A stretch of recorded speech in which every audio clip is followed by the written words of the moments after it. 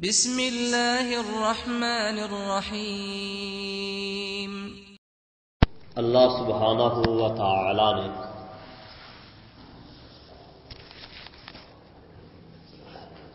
انسانوں کے روزگار کے لیے کچھ اصول، ضابطے اور قانون متعین کیے۔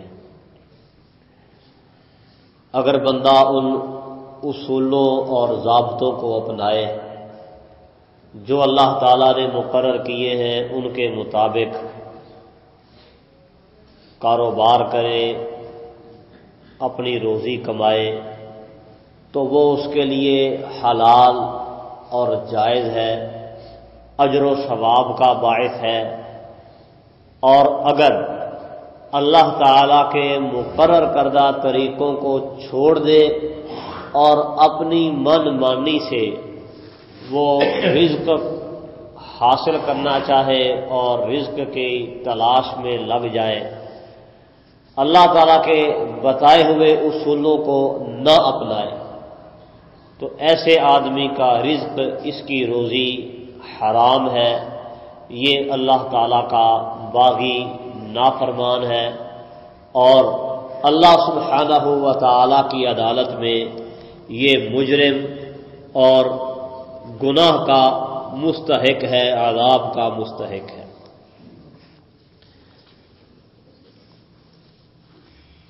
آج کل ہمارے ہاں کئی ایک ایسے طریقہ کار لوگوں میں موجود ہیں رزق حاصل کرنے کے، روزی کمانے کے، کہ جن کو اللہ سبحانہ و تعالی نے حرام کر رکھا ہے، ناجائز قرار دیا ہے۔ بہت سے کاروبار اور ایسے ہی بہت سی تجارتیں وہ اللہ سبحانہ و تعالی کے احکامات کے منافی ہیں۔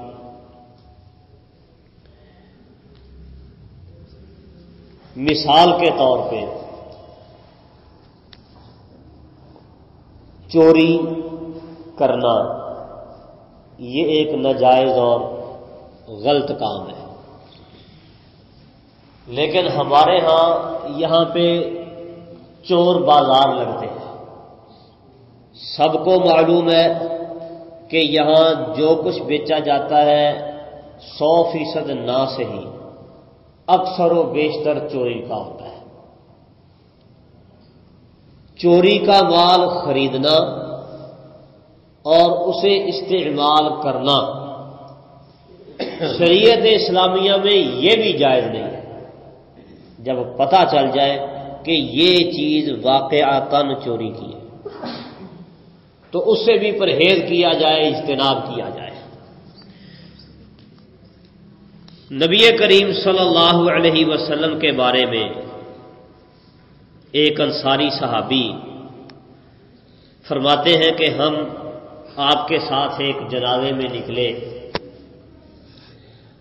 فرأیت رسول اللہ صلی اللہ علیہ وسلم وهو علی القبر یوصی الحافر، میں نے نبی کریم صلی اللہ علیہ وسلم کو دیکھا، آپ قبر کھودنے والے کو نصیحت کر رہے تھے، اوسع من قبل رجلیہ اوسع من قبل رأسہ، کہ سر کی جانب سے قبر کھلی کرو، پاؤں کی جانب سے ذرا کھلی کر دو، یعنی اپنی نگرانی میں آپ نے قبر تیار کروائی۔ میت کو دفن کرنے کے بعد جب فارغ ہوئے، فلما رجع استقبلہ داع امرأۃ، ایک عورت کا قاصد وہ آپ کو ملا اور اس نے کہا کہ فلاں عورت نے آپ کے لیے کھانا تیار کیا ہے، دعوت پکائی ہے۔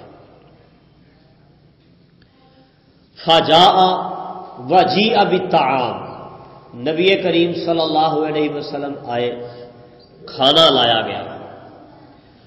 فوضع یدہ، آپ نے کھانے میں اپنا ہاتھ رکھا، ثم وضع القوم، آپ کے بعد باقی لوگوں نے بھی کھانے میں ہاتھ ڈالا اور کھانا شروع کیا۔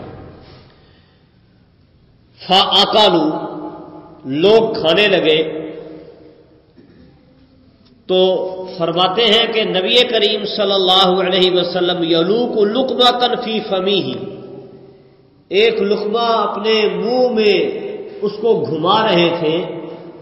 تو اس دوران آپ نے کہا آجد لحم شاۃ اخذت بغیر اذن اہلھا، مجھے محسوس ہو رہا ہے یہ ایسی بکری کا گوشت ہے جسے اس کے مالک کی اجازت کے بغیر حاصل کیا گیا ہے. فارسلت المرأة قالت، عورت نے پیغام بھیجا، کہا اے اللہ کے رسول صلی اللہ علیہ وسلم، انی ارسلت الی البقیع یشتری لی شاۃ، میں نے خادم کو بھیجا تھا بقیع کی طرف کہ وہ بکری خرید کے لے آئے. فلم اجد، وہاں سے مجھے بکری نہیں ملی. فارسلت الی جار لی قد اشتری شاۃ، میں نے اپنے پڑوسی کو پیغام بھیجا کہ اس نے کچھ بکری خریدی تھی کہ وہ بکری ہمیں بیچ دے. لیکن ہوا یہ کہ فلم یوجد، وہ پڑوسی بھی نہ ملا. فارسلت الی امرأتہ، اب میں نے اس پڑوسی کی بیوی کو پیغام بھجوایا. فارسلت الی بہا، تو اس بیوی نے کیا کیا کہ وہ بکری ہمیں بیچ دی. تو نبی کریم صلی اللہ علیہ وسلم نے فرمایا اطعمیہ الاسارا، یہ بکری قیدیوں کو کھلا دیں. اب اس حدیث سے کئی ساری باتیں سمجھ آتی ہیں. پہلی بات تو یہ کہ بیوی اگر خامد کی اجازت کے بغیر اپنے مال میں کوئی تصرف کرتی ہے، اس کو بیچتی ہے یا کچھ خریدتی ہے خامد کی اجازت کے بغیر، تو یہ ناجائز ہے، چوری ہے. کیونکہ آدمی موجود نہیں تھا، بیوی نے آدمی کی اپنے خامد کی اجازت کے بغیر وہ بکری اسے بیچ دی. تو نبی کریم صلی اللہ علیہ وسلم کیا فرما رہے ہیں کہ میں محسوس کرتا ہوں یہ ایک بکری کا، ایسی بکری کا گوشت ہے جس کو کہ اس کے مالک کی اجازت کے بغیر لیا گیا ہے. پھر دوسری بات یہ بھی پتہ چلی کہ جو چوری کا مال ہو، چوری کا سامان ہو، وہ نہیں کھانا چاہیے. نبی کریم صلی اللہ علیہ وسلم نے بات معلوم کرنے کے بعد کھانا روک کے کیا کہا کہ اب یہ کھانا ہم نہیں کھائیں گے. اطعمیہ الاسارا، یہ قیدیوں کو کھلا دیں تاکہ ضائع بھی نہ ہو. چوری کا مال ہے، مالک کی اجازت کے بغیر بکری خریدی گئی ہے، اس کو پکا لیا گیا ہے، کھانا تیار کر لیا گیا ہے، لہذا خیار بہتر لوگ جو ہیں وہ اسے نہ کھائیں بلکہ قیدی لوگ، غلام، وہ اسے کھا لیں. تو چوری کا سامان خریدنا یہ بھی ایک جرم ہے. اور پھر اگر کھانے پینے کی چیز ہے تو اس کو ضائع نہ کیا جائے بلکہ ایسے لوگوں کو دے دیا جائے جو کہ کمزور، تنگ دست قسم کے لوگ ہیں. ایسے ہی سیدنا عبداللہ ابن عباس رضی اللہ تعالی عنہ فرماتے ہیں کہ نبی کریم صلی اللہ علیہ وسلم نے کھانے کے بارے میں حکم دیا کہ وہ اس وقت تک نہ بیچا جائے، کھانا کوئی بھی غلہ، اناج، کھانے پینے کی اشیاء اس وقت تک نہ بیچی جائیں جب تک اسے اپنے قبضے میں نہ لے لیا جائے۔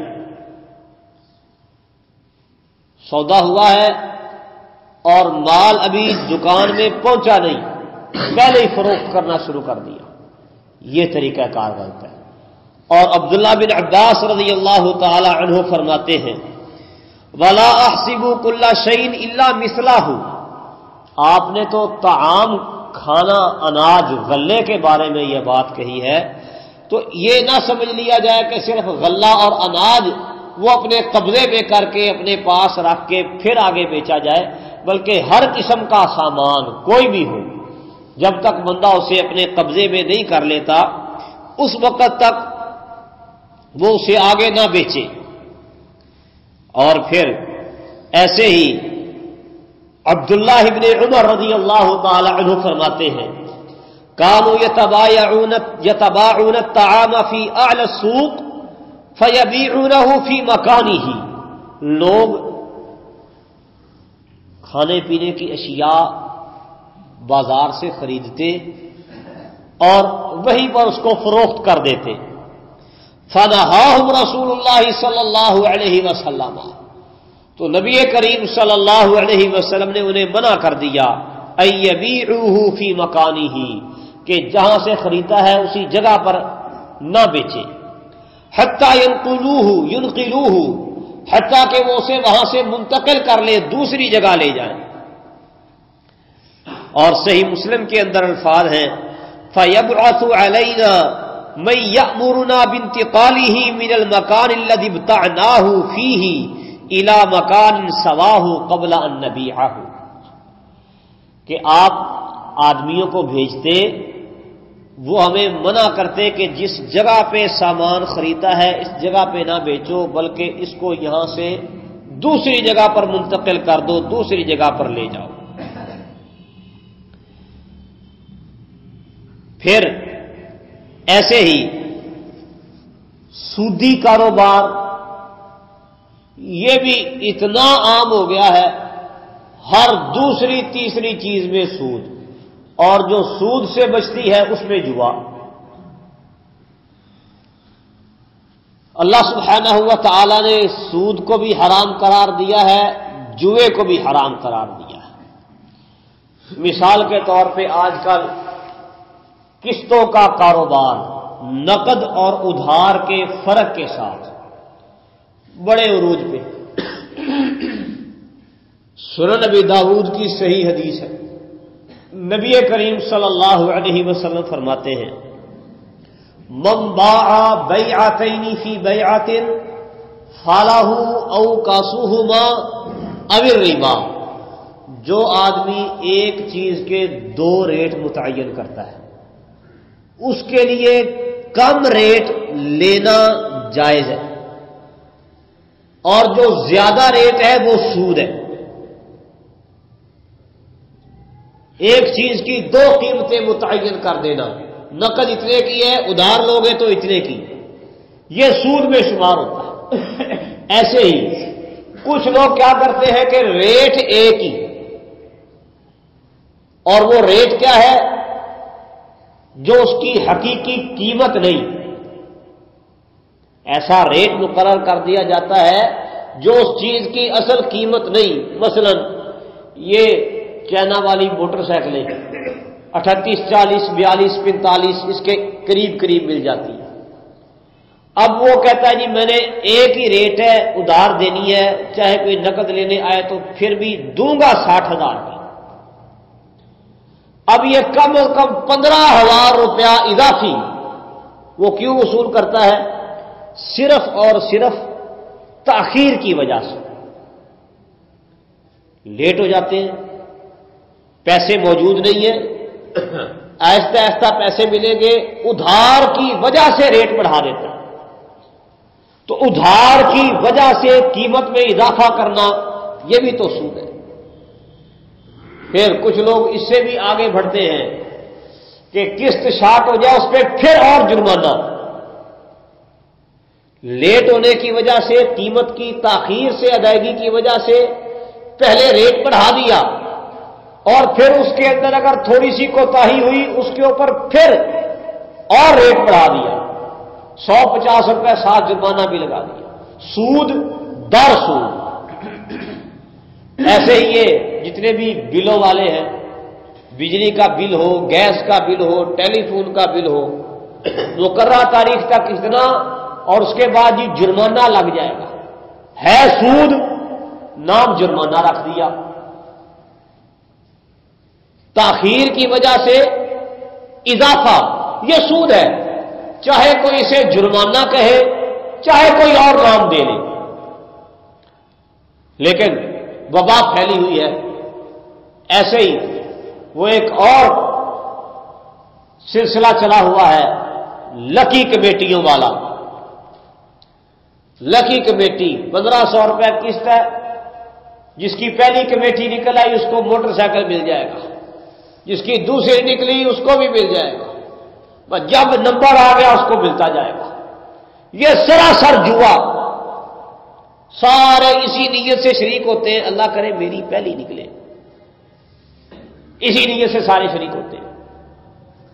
اور یہ جوا ہے کہ مختلف لوگ،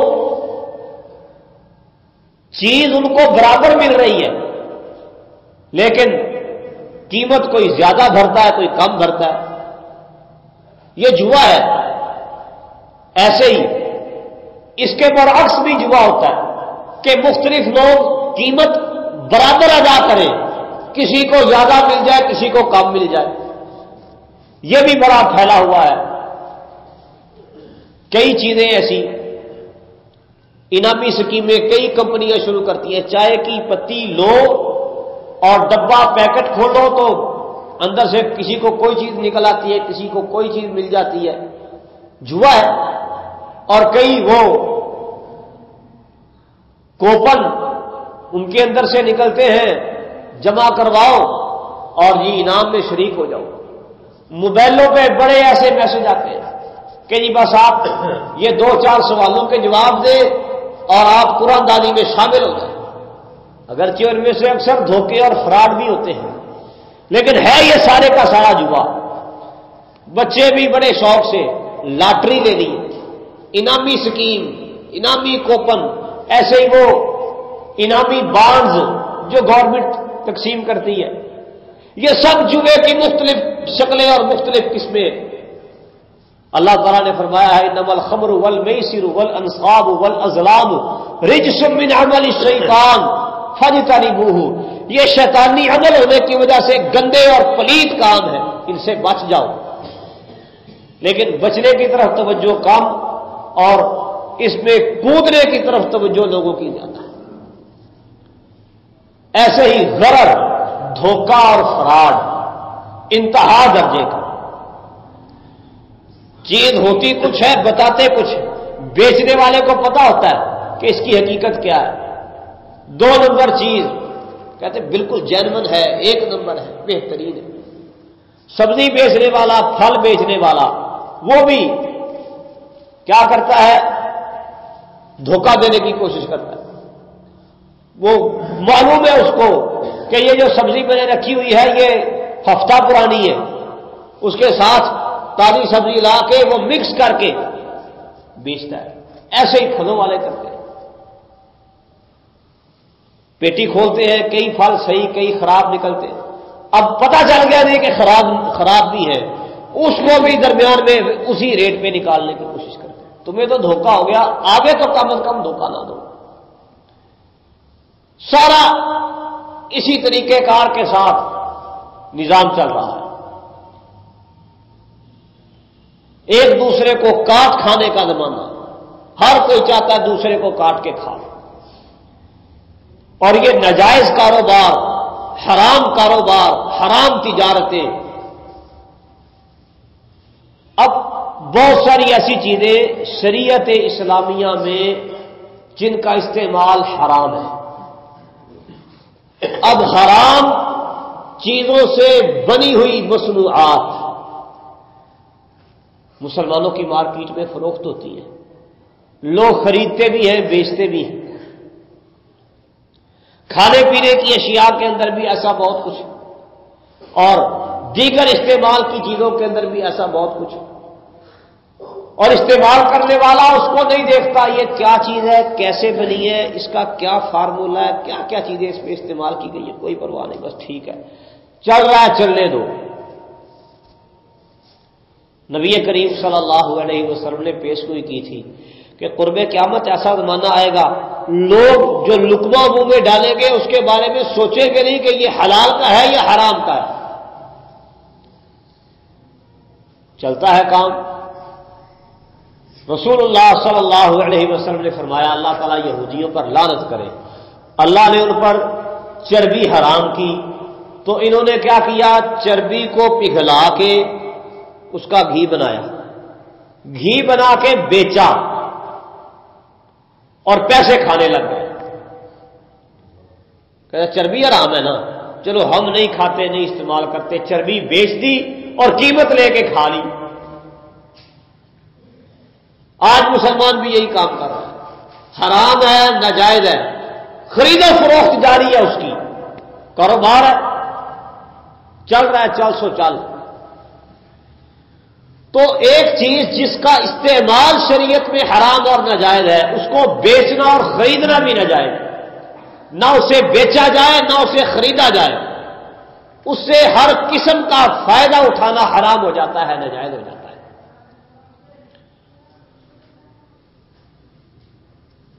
اب مثال کے طور پہ ہمارے ہاں عام طور پہ جو صابن نہانے کے لیے استعمال ہوتے ہیں اس کو کہتے ہیں نرول سوپ۔ صابن 3 مختلف طریقوں سے تیار ہوتے ہیں، ایک واٹر سوپ ہوتا ہے، ایک نرول ہوتا ہے اور ایک سیلیگیٹ سوپ ہوتا ہے۔ جو نرول سوپ ہے اس کا بنیادی ایک عنصر ہے چربی۔ اگر تو حلال جانور کی چربی یا چربی کا متبادل کوئی اور چکنائی جس طرح پام آئل وغیرہ وہ استعمال کر لیا جائے تو ٹھیک ہے، کوئی حرج نہیں، لیکن عموماً جتنے بھی یہ صابن، بیوٹی سوپ، نہانے والے سوپ، باتھ سوپ تیار ہوتے ہیں ان سب کی چربی اگر وہ پاکستان میں بھی بنتے ہیں تو چربی باہر سے منگوائی جاتی ہے، کیونکہ یہاں پر تو کسائی حضرات چربی گوشت کے ریٹ میں بیچ دیتے ہیں، گوشت کے ساتھ یہاں ملتی نہیں۔ عید وغیرہ کے موقع پر جمع ہوتی ہے لیکن وہ ضرورت پوری نہیں کرتی، بجائے اس کے کہ اس کا کوئی متبادل درست حل نکالیں، مثلا پام آئل استعمال کر لیں، وہ باہر سے منگوائیں گے اسے استعمال کریں۔ غیر مسلموں کا ذبیحہ سب کو معلوم ہے کہ حرام ہے، پھر ان کے ذبح کرنے کا انداز اور طریقہ کار وہ بھی غیر شرعی ہے، وہ بھی ناجائز ہے۔ وہ آتا ہے ادھر سارا کچھ تیار ہوتا ہے، مسلمان اس کو خریدتے ہیں، بیچتے ہیں، بناتے ہیں، استعمال کرتے ہیں، کوئی فکر نہیں کیا ہے، کہاں سے آ رہا ہے، کیسے بن رہا ہے، چل رہا ہے تو چلنے دو۔ نہا دھو کے حرام جانوروں کی چربیوں اور حرام طریقے سے ذبح شدہ جانوروں کی چربیوں سے بنا ہوا صابن استعمال کر کے نہانے کے بعد اوپر لباس پہنیں گے، اس کا بھی کوئی پتہ نہیں کیا چیز ہے یہ اور کیا نہیں ہے۔ مثلا کرنڈی لوگ بڑے شوق سے پہنتے ہیں، اب کرنڈی ہوتی کیا بلا ہے اس کو سمجھ لے تو مسئلہ واضح ہو جائے گا۔ کرنڈی اصل میں نکمی ریشم کا دوسرا نام ہے۔ پہلے کیا ہوتا تھا، ریشم کا کیڑا ریشم پیدا کرتا ہے، اس میں سے ریشم کے دھاگے تارے نکال کے جو باقی بچ جاتا تھا اس کو پھینک دیتے تھے۔ اب مہنگائی ہو گئی تو اس کو بھی لوگوں نے کارآمد بنانے کے لیے طریقہ کار کیا اختیار کیا، اس پر کچھ کیمیکلز ڈالتے ہیں اور اس سے مزید دھاگے نکالتے ہیں۔ اس پر کیمیکل ڈالنے کے بعد جو مزید دھاگے اور تاریں نکالی جاتی ہیں ان کا نام ہے کرنڈی۔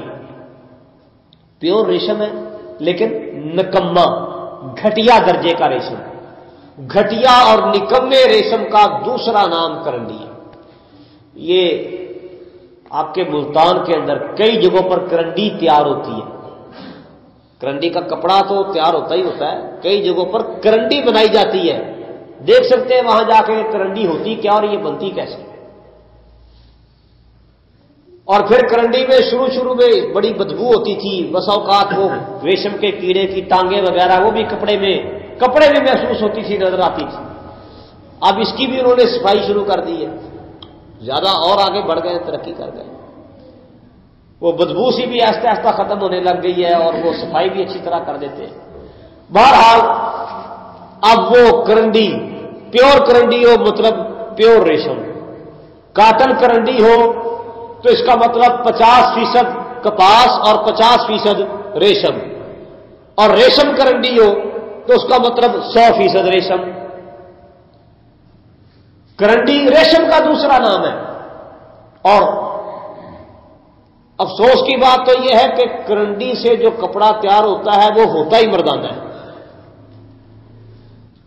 دوسرے اچھے ریشم کا زنانہ کپڑا عموماً تیار کرتے ہیں، لیکن جو کرنڈی ہے اس سے عموماً جو کپڑا تیار کیا جاتا ہے وہ مردانہ تیار کیا جاتا ہے۔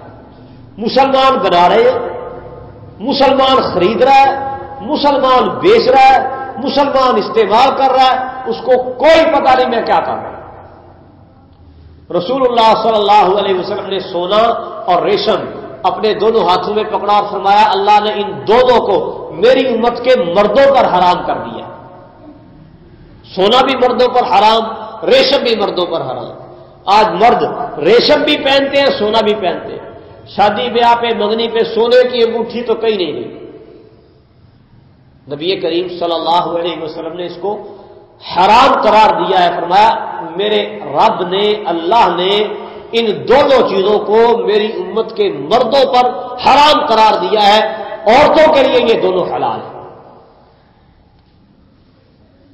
ایسے ہی اور بہت سارے کاروبار اور بہت ساری تجارتیں ایسی ہیں جو ہمارے معاشرے میں پائی جاتی ہیں، موجود ہیں اور شرعی طور پر ناجائز، غلط ہے۔